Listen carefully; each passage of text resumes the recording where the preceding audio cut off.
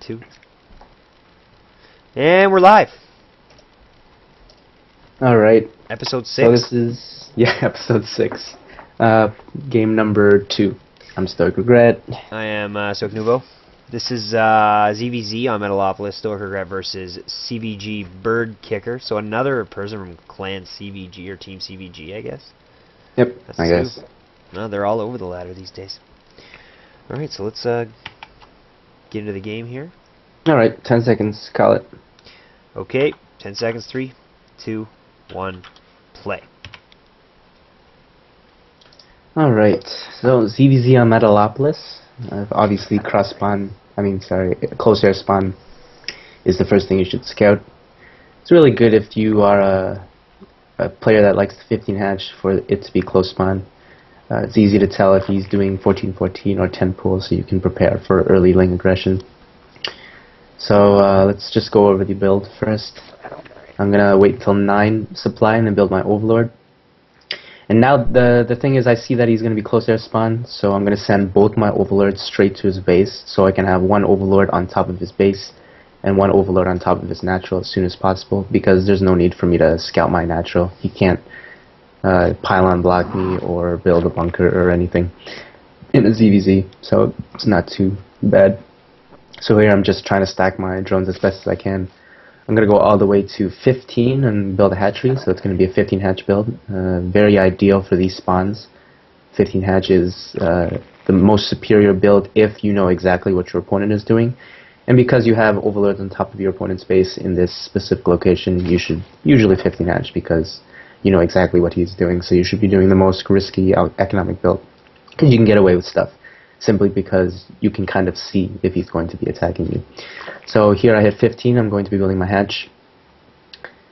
And right away I'm going to instantly go back to 16 of 18 supply and then build my spawning pool. So it's going to be a slightly late gas build, but that's fine because, like I said, you can scout exactly what he's doing. So as you can see, my other overlord goes into his base, so I'm going to bring the other one down to his natural just to make sure he took that base, because there is a possibility that he took another second base.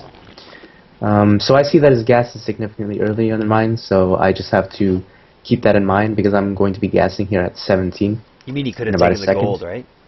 Yeah, he could have taken the gold. Okay. Actually, is there a gold in this base? Yeah, I think this is ladder, so. Okay.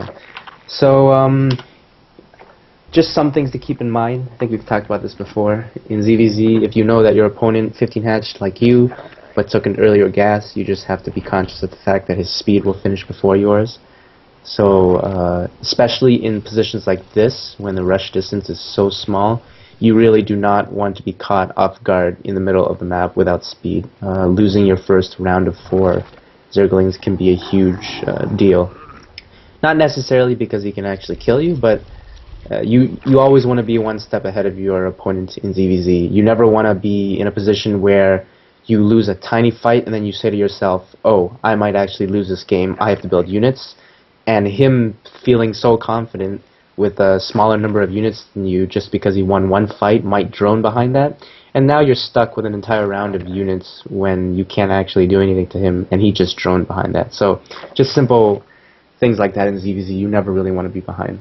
So at this point I'm going to be droning as much as I can. I love being super greedy in these positions. You can see I don't build my Zerglings all the way until 27 food, and then I build 2 Overlords at 28 here, because I can basically see when his units are coming. And if he decides to build 10 Zerglings here for no reason, I can block off my ramp with 2 Queens, because my ramp is so close on this map. So I've built so many drones at this point, I'm just going to put down a spine to get rid of one of them. And as I can see, he's sending 2 Lings here as a scout. I'm trying not to let him into my main base, just so that he doesn't see that I have a Baneling Nest or Roach Warren or whatever. So at this point I'm going to be putting down a Roach Warren. So I know that his speed is going to finish very soon because I know mine is about halfway done and he got his speed a lot earlier than me. So at this point what I want to do is I want to survive until I know exactly what tech he has. So at this point I'm going to build a huge number of Lings. And I do this as a scout, because in ZvZ it's very important to always know what your opponent's saturation is and how many gases he has. Simply just sending Lings to look at the mineral line of his second base will tell you pretty much what he can afford and what he has behind. ZvZ is one of the best matches for scouting mineral patches. In Protoss and Terran, there's a lot of things they can hide, so you actually have to scout tech structures, but in ZvZ, not really. So I know that his speed is finished, and he used this opportunity to go into his base, and like I said, it's going to be a scout. So first thing I see here is that he pulled drones, and then he... Okay, so this is a little bit of a mess up for him. He should have been able to wall off there, but this isn't too bad. He's not going to lose. He's not going to lose that much. It was only 4 workers. That's not absolutely horrible, but it does put me in a slight lead, especially because I have now seen his Baneling Nest. So this is going to be really good for me defensively, but the game is nowhere near over. And I saw that he only has 1 gas and hasn't taken any more additional gases. So even though he went into a Baneling build, it seems like it's going to be into aggression instead of actually into mutas, because he doesn't have enough gas to forward mutas. So just as I thought, he's going to be trying to attack me here, but he sees that I'm ready with roaches, and he smartly cancels them and backs off, which is what he should have done. So at this point, basically, I have to kind of guess what he's going to be doing. He could either be teching, he could be building up more of that army, which would be really bad for him because I have a tech that directly counters Banelings. Hey, you took a third here. Is that just because to get more ahead? Like you think you're ahead, so you're trying to get more ahead and solidify? Yeah, that's what I mean. Yeah, that's what I mean. Or he could be going into roaches. Now, all 3 of these options allows me to defend this third, because even if he was fast teching into mutas at this point, me taking this third will allow me to have it up in time to build spores at it. So this third actually is quite good because I can defend it with the army composition that I have. So right now I'm just kind of positioning my units so that he can't cancel this third. My entire game plan is to make this third, and I didn't even layer tech, so this third being cancelled would be really, really bad for me. So I have to make real certain that it doesn't get cancelled. A small engagement there. It's quite good for me to lessen his Zergling count at this point because I do have roaches, which is the bulk of my army, and I know that Zerglings and Banelings were the bulk of his army. So as long as I don't lose my roaches here, I feel pretty safe. He tries to do a little Baneling number here. Doesn't work out that well. I think I only lost about 4, so that wasn't so bad. Just try to look at your mini-map every once in a while. Okay, let's sync up. I'm going to pause at 10 minutes. You count up to it. Okay. Wow, you're 10 seconds ahead. That's ridiculous. I'm at 10 minutes now. I've already been there. And go. Okay. Alright, so at this point in the game, I just kind of want to guess what he's doing. At this point, I see that he's killing my Overlord. I see that he's creep spreading, and I saw a glimpse of his Zerglings. So I'm assuming here that he's probably going to be going into mutas. Normally, players don't hide roaches. And even if they do, they're usually not creep spreading unless they want to build spawn crawlers. That would be one of the only reasons why you really want to spread creep in ZvZ. It's because you want to position your spine crawlers in between your bases when you're going mutas, etc. So I'm going to be putting down a a Hydra Den here just in case, and I'm going to be scouting with my Overseer, and I'm going to be able to see what he's going to be up to. I see that he's trying to do a little run by here.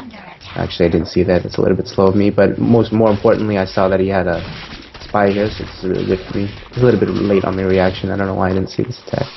So I lost a little bit more than I should have, but not too bad. The main thing is I saw that he had mutas, so I will be able to kind of deal with it. I'm going to build a bunch of spore crawlers and basically just wait until my spire comes to light. And here what you want to do to kind of stall time, because I see that if he actually attacks me now I might actually take some damage, is just kind of scare him by pushing out with your roaches. So force him to make the decision to maybe go for your roaches or not. And as you can see, that little bit of time allowed me an extra maybe 5 seconds for my spores to go up, so he was able to do no damage to me. So my roaches did what they were supposed to do. So you don't care if you lose these roaches? Nope. Not at this point, because roaches are so difficult to kill as mutalisks. It's pretty much like trying to kill a bunch of tanks, but mobile tanks, especially because my speed just finished. So as you can see, it's very difficult for him to catch up to that. So at this point, I have Hydralisks. He really shouldn't be fighting me here. I know that he's going to win this fight, but I'm on 3 bases. He really shouldn't be wasting his units because because he's going to have to transition into something else besides just mutas.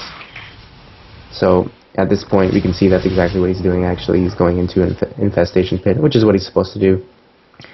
And at this point I'm just going to try to drone up and get a big death ball of infestors, hydras, and roaches. I always see a lot of players going to banelings here with mutas. Is that viable, or is that easily That is done? viable. It's a very small window that you have to hit. Like his banelings would have to be morphed now, and you just have to kind of run in and try to kill as many hydras as you can until the roach count gets too big, in which case the banelings will be countered. Or until I get infestors and the banelings are really countered. But basically all you have to do is try to split as best you can, and it's not really that bad of a fight even if you lose a few, as long as you have enough spore crawlers and unit control to kind of kill the leftover lings, because it is kind of an all-in-ish move in order to invest into banelings that early along with mutas, puts them at 0 gas, which means your retention value of your roaches and then remaking hydras, for example, would pretty much just kill him, because he would either have to continue to build banelings in order to stop you, or he would just have to die. Or build spines, but that's way too much to invest. So at this point, I'm just going to build as much stationary defense as I can and wait until I get infestors, so that I have the ideal army to be a threat to him wherever I move around in the map. Because once you have infestors, he can't actually bug your army. He has to take it super serious, because one fungal can completely devastate his entire muta army. So at this point, I'm going to try to saturate on 3 bases, getting my macro hatch. I know that I've stabilized now, so it kind of feels like I'm the Protoss and he's the Zerg player playing mutas. I'm just trying to build up a death ball, and then I'm going to move out with that. One mistake that I do make here, that one of my friends did point out, is when I'm playing this style against mutas, I should be going with 2 evil chambers and double upgrading. So that is a big mistake that I have not done this game, but definitely should do that in the future. I think you have 2. 2 evils? Oh no, I think I only have 1. you have 1. Yeah. So I should be having 2, and I should be double upgrading. You can afford that on 6 gas? Yep, definitely. Infestors, hydras, and double upgrades? Yeah, and especially because I know that since he opened up mutas, my upgrades will be ahead of his, so I should keep it that way by double upgrading. So that is a mistake on my part. So I'm almost maxed here, and once I'm maxed, I'm going to be moving out and just seeing if I can trade as effectively as I can, using that opportunity to maybe kill off the mutas, which will allow me to take additional bases without having to have hydralisks at certain locations. And you always want an overseer when you're about to move out like this. It's kind of funny, it's like how Terrans play with scans. You just have to be careful of burrow banelings. So this is a weird position to take my 3rd, but I want it to be as close to my units as possible, so I take it out way in front, because I know that I'm going to be moving out in front. So if he tries to cancel it now, I'll be able to catch his army. So at this point, I'm just going to be moving out, using the overseer to make sure I don't walk over banelings, and I'm just going to try to be as cost efficient as I can, because I know that my fungal army will cause him to be very cautious when he's trying to engage me, because one bad engagement, especially if he has banelings and mutalisks, will pretty much end the game. So like I see, he has a lot of spine crawlers, which is what he's supposed to do. And like I said, this game would have been a lot better for me if I had more upgrades, especially because my armor upgrades are going to be late. But I can see now he transitions into roaches, so I can expect to see infestors, and I saw a glimpse of one there, so I kind of backed off, because I was kind of unsure. I do know that he stopped investing into mutas, so me saturating this gold base is going to be a lot easier, because it cannot be harassed as well, so I'm going to put down my gases, because I'm expecting it to actually be up. And here I'm just going to try to engage in a good position and use my infestor roach army to my advantage, try to get the hydras in good position so they can kill as much as they can. So I have a pretty nice concave here. He doesn't have enough roaches to actually deal with this. It's really good for me. I'm going to be building 15 hydras behind this, which is really good, because they're going to make his high infestor count a lot less relevant than what they should be. So basically what's going to happen is we're going to remax here on similar armies, but I'm going to have hydralisks, and he's going to be forced to sit onto roaches, so that's going to be a huge advantage. So I'm going to back off here, because I do not want to lose my infestors, and I want my gold base to kind of take into effect. So the next attack is going to be very, very difficult for him to hold off, because it's going to be the ideal army I want to face up against, just a roach ball with infestors, and I have a huge count of hydralisks in the back shooting at his roaches. So if I get one good fungal off, the larger amount of hydralisks that I have in this composition will just totally kill him. And this is really good for me because not only do I have the superior army, but I was able to secure this gold base location. So even though I am assuming that he has a 4th base in the bottom, this gold base will allow me to kind of catch up in resources, especially because I know the next army trade-off that we do will not be as cost-effective for him as it should have been. So I'm going to attack him right here as fast as I can, because I know that there is a possibility that he was tier 3 and he is trying to go into either Broodlords or Ultralisks would be more ideal because they're easier to build. But I'm forcing him to build units at this point because of how the last fight went. He knows that if he doesn't build units, he would just die to this. So, for example, if he waited for his Ultralisk end to finish at this point, I would just win the game right here. But he was forced to build units. So it's really just too late at this point. He does not have the right unit composition to fight off mine. And his tier 3 switch is way too late because my remax value is just too high at that point. So at this point I know the game is over. I'm expecting Ultralisk to pop out, but it would be completely irrelevant at this point because my food count would be way, way higher. So I would be able to focus him down as fast as possible. So here he's just trying to harass me a little bit with Infestors, but yeah, I saw that. He lost them all, though. Yeah, it's not going to work. Not that well. So at this point it's fairly good for me. Just I should have been double upgraded. As you can see, I'm 2-1 at this point, but I could have been 2-2. That would have been a huge difference, especially because my army was superior to his. With more upgrades, it would have been even more efficient for me. So, but yeah, that's about it. His macro. All right. That was part 2. So it's 6.